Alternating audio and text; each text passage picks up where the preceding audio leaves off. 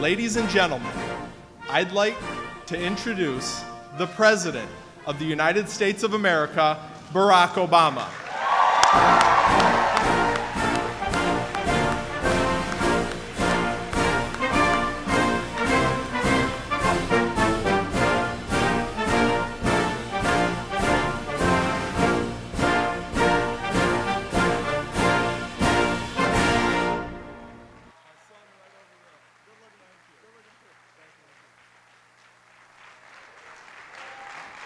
Hello, Spartans!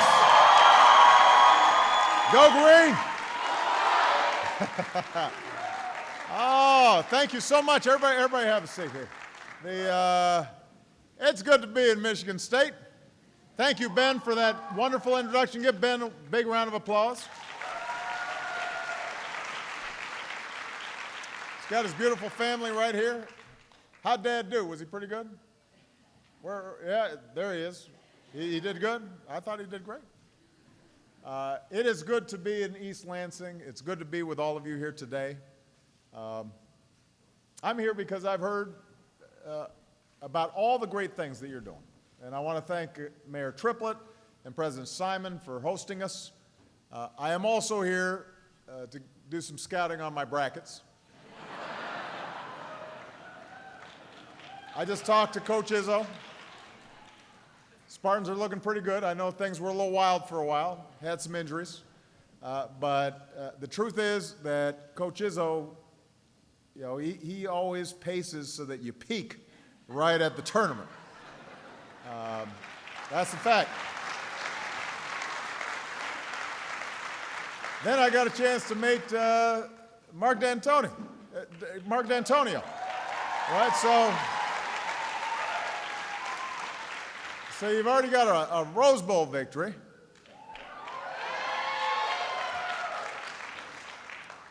You guys you're greedy. You want to win everything. But it's wonderful to be here. I love coming to Michigan. Mainly I love coming to Michigan because of the people. But I also love coming here because there are few places in the country that better symbolize what we've been through together over these last 4 or 5 years.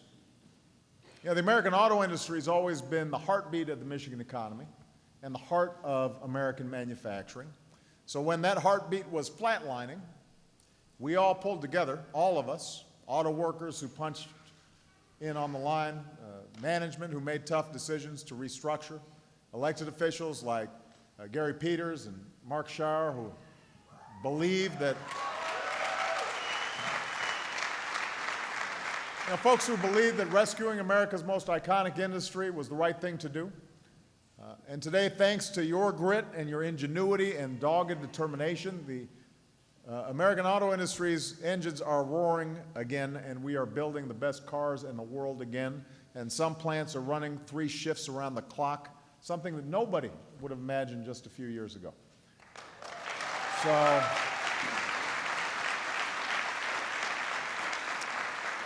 I just had lunch with Detroit's new mayor, Mike Duggan. He told me if there's one thing that he wants everybody to know, it's that Detroit is open for business, and I have great confidence that he's going to provide the leadership that we need. Really proud of him. The point is, we've all had to buckle down. We've all had to work hard. We've had to fight our way back these past 5 years. And in a lot of ways, we are now better positioned for the 21st century than any other country on earth.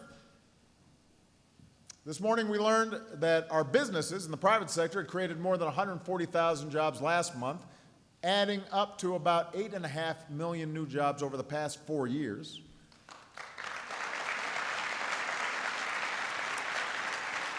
Our unemployment rate is now the lowest it's been since before I was first elected. The companies across the country are saying they intend to hire even more folks in the months ahead. And that's why I believe this can be a breakthrough year for America. And I've come here today to sign a bill that hopefully means folks in Washington feel the same way.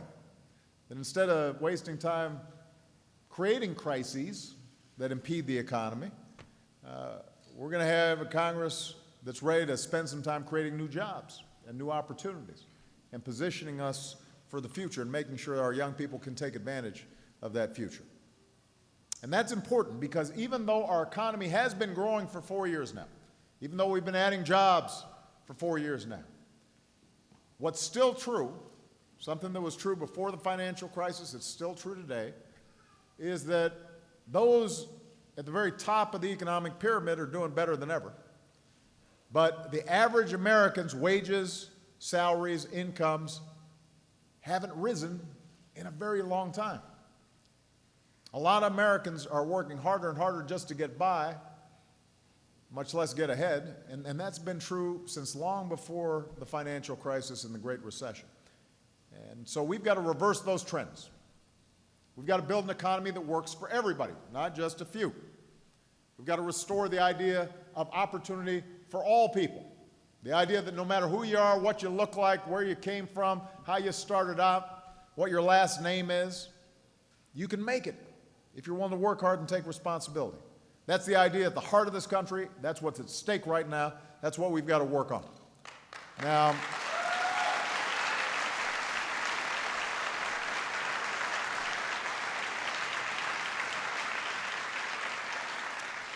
the opportunity agenda I laid out in my State of the Union address is going to help us do that. It's an agenda built around 4 parts. Number 1, more new jobs in American manufacturing, American energy, American innovation, American technology. A lot of what you're doing here in Michigan State helps to spur on that innovation in all sorts of areas that can then be commercialized into new industries and to create new jobs. Number 2, training folks with the skills to fill those jobs, something this institution does very well. Number 3, guaranteeing access to a world-class education for every child, not just some. That has to be a priority.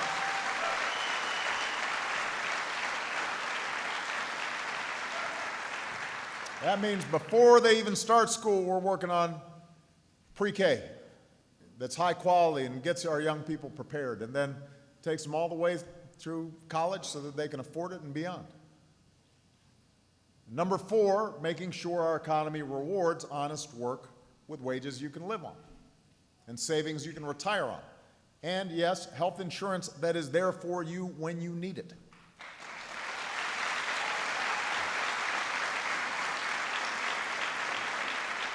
Now, some of this opportunity agenda that I put forward will require congressional action.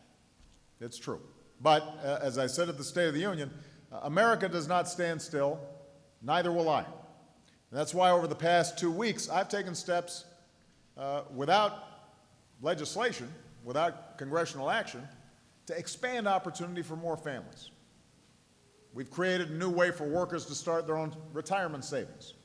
We've helped to make sure all of our students have high-speed broadband and high-tech learning tools that they need for this new economy. But I've also said I'm eager to work with Congress wherever I can, because the truth of the matter is that America works better when we're working together. And Congress controls the purse strings at the federal level, and a lot of the things that we need to do require congressional action. And that is why I could not be prouder of our leaders who are here today. In particular, I could not be prouder of your own Debbie Stabenow, who has done just extraordinary work.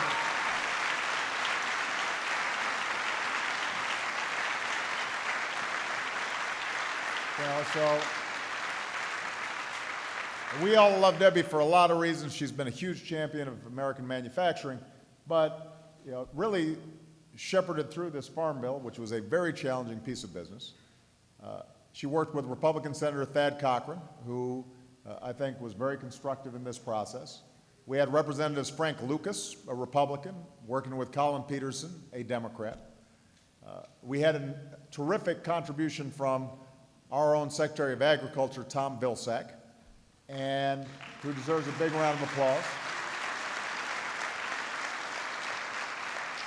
And so Congress passed a bipartisan farm bill that is going to make a big difference in communities all across this country.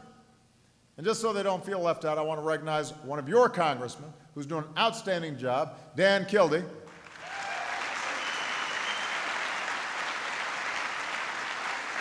And somebody who was just a wonderful mentor to me when I was in the Senate and has been just a great public servant, not just for your state, but for the entire country, Carl Levin. He's always out there, especially when it comes to our men and women in uniform. We're very proud of him.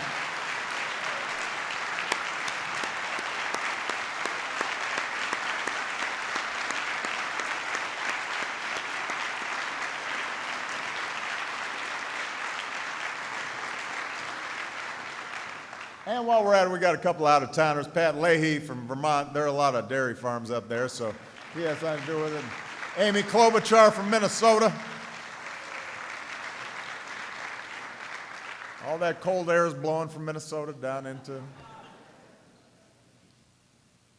Now, despite its name, the Farm Bill is not just about helping farmers. Secretary Vilsack calls it a jobs bill, an innovation bill, an infrastructure bill, a research bill, a conservation bill. It's like a Swiss Army knife. Yeah, it's like Mike Trout. It's like for those of you who know baseball, it's somebody who's got a lot of tools. It multitasks. It's creating more good jobs, gives more Americans a shot at opportunity. And there are two big ways in which it does so. First, the Farm Bill lifts up our rural communities. Over the past 5 years, thanks to the hard work and know-how of America's farmers, the best in the world, we've had the strongest stretch of farm exports in our history. And when I'm traveling around the world, I'm promoting American agriculture. And as a consequence, we are selling more stuff to more people than ever before. It supports about 1 million American jobs. What we grow here and that we sell is a huge boost to the entire economy, but particularly the rural economy. Here at Michigan State, by the way, you are helping us to do even more. So I just got a tour of a facility where you're working with local businesses to produce renewable fuels. You're helping farmers grow crops that are healthier and more resistant to disease. Some students are even raising their own piglets on an organic farm. When I was in college, I lived in a pigsty, but I didn't work in one. So I'm impressed by that. That's no joke, by the way.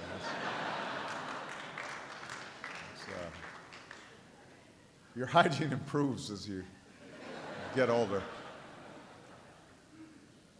So we're seeing some big advances in American agriculture.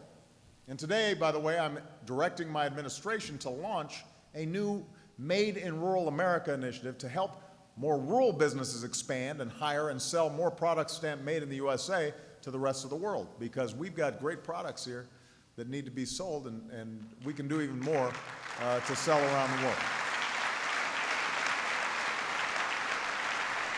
But even with all this progress, too many rural Americans are still struggling. You know, right now, 85% of counties experience what's called persistent poverty. Those are in rural areas. Before I was elected president, I represented Illinois, home of a couple of your Big Ten rivals, but also a big farming state. And over the years, I've seen how hard it can be to be a farmer. You know, there are a lot of big producers who are doing really well, but there are even more small farms, family farms, where folks are just scratching out a living and increasingly vulnerable to difficulties in financing and all the inputs involved. Farmers sometimes having to work off the farm. They got a couple of jobs outside the farm just to get health care, just to pay the bills, trying to keep it in the family, and it's very hard for young farmers to get started. And in these rural communities, a lot of young people talk about how jobs are so scarce, even before the recession hit, that they feel like they've got to leave in order to have opportunity. They can't stay at home, they've got to leave. So that's why this farm bill includes things like crop insurance, so that when a disaster like the record drought that we're seeing across much of the West hits our farmers, they don't lose everything they've worked so hard to build. This bill helps rural communities by investing in hospitals and schools, affordable housing, broadband infrastructure, all the things that help attract more businesses and make life easier for working families. This bill supports businesses working to develop cutting-edge biofuels, like some of the work that's being done here at Michigan State. That has the potential to create jobs and reduce our dependence on foreign oil. It boosts conservation efforts so that our children and grandchildren will be able to enjoy places like the Mississippi River Valley and Chesapeake Bay. It supports local food by investing in things like farmers markets and organic agriculture, which is making my wife very happy. And when Michelle's happy, I don't know about everybody being happy, but I know I'm happy.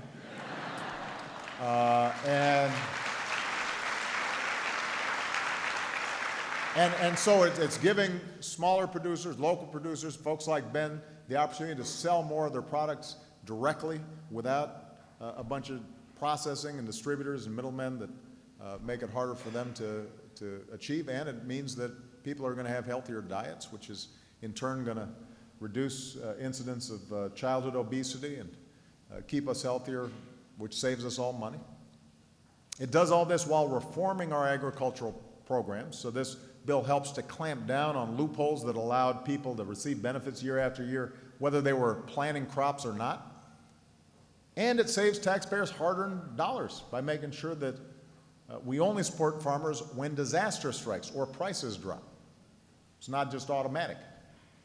So that's the first thing this farm bill does. It helps rural communities grow. It gives farmers some certainty. It puts in place important reforms. The second thing this farm bill does that is huge is help make sure America's children don't go hungry.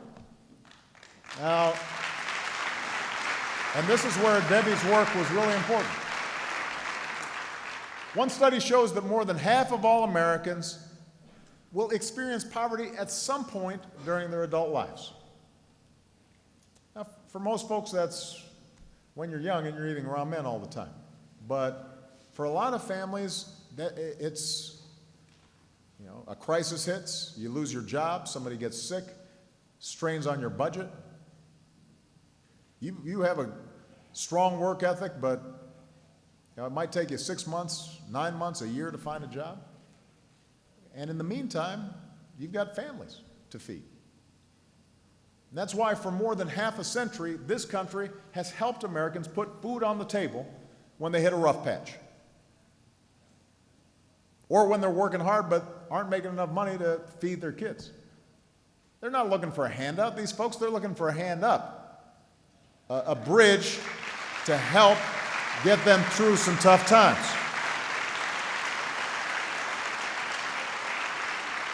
And we sure don't believe that children should be punished when parents are having a tough time. As a country, we're stronger when we help hardworking Americans get back on their feet. Make sure that children are getting the nutrition that they need so that they can learn what they need in order to be contributing members of our society. And that's the idea behind what's known as the Supplemental Nutrition Assistance Program, or SNAP. A large majority of SNAP recipients are children, or the elderly, or Americans with disabilities. A lot of others are hardworking Americans who need just a little help feeding their families while they look for a job or they're trying to find a better one. And in 2012, the SNAP program kept nearly 5 million people, including more than 2 million children, out of poverty. Think about that. 5 million people. And that's why my position has always been that any farm bill I sign must include protections for vulnerable Americans. And thanks to the good work of Debbie and others, this bill does that.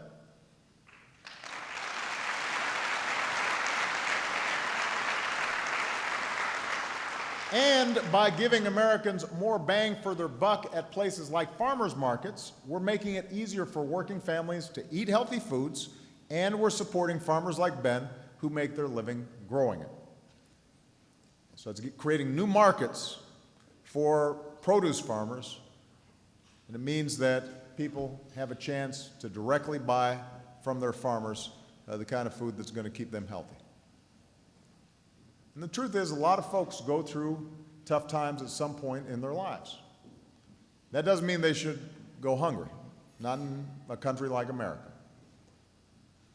So investing in the communities that grow our food, helping hardworking Americans put that food on the table, that's what this Farm Bill does, all while reducing our deficits through smart reforms.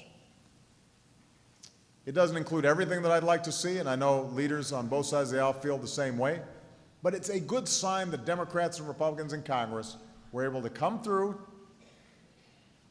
with this bill, break the cycle of short-sighted, crisis-driven, partisan decision-making, and actually get this stuff done.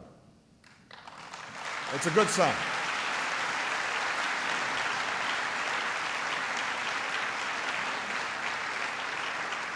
And that's the way you should expect Washington to work. That's the way Washington should continue to work, because we've got more work to do. We've got more work to do to potentially make sure that unemployment insurance is put in place for a lot of folks out there who need it. We've got more work to do to pass a minimum wage. We've got more work to do immigration reform, which will help farmers like Ben. So let's keep the momentum going here. And in the weeks ahead, while Congress is deciding what's next, I'm going to keep doing everything I can to strengthen the middle class, build ladders of opportunity in the middle class. And I sure hope Congress will join me, because I know that's what you're looking for out of your elected officials at every level. So thank you, everybody. God bless you. I'm now going to sign this Farm Bill.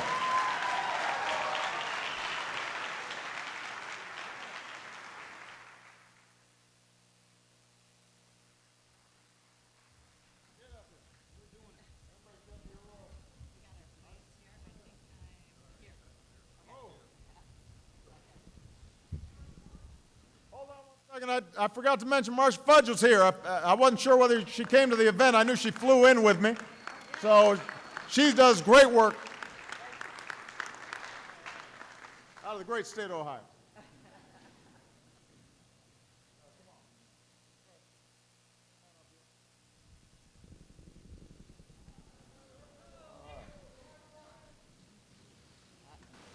Everybody can see? Oh. Hey guys, sit down for a second so the big fancy camera's back there. I mean, we appreciate you taking pictures, but. All right, I'm about to start signing.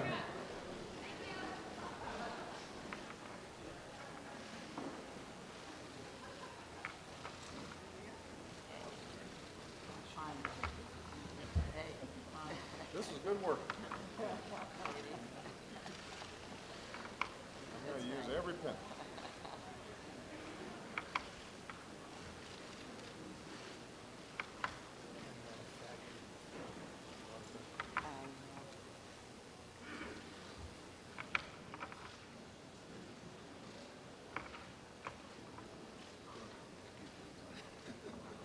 There you go.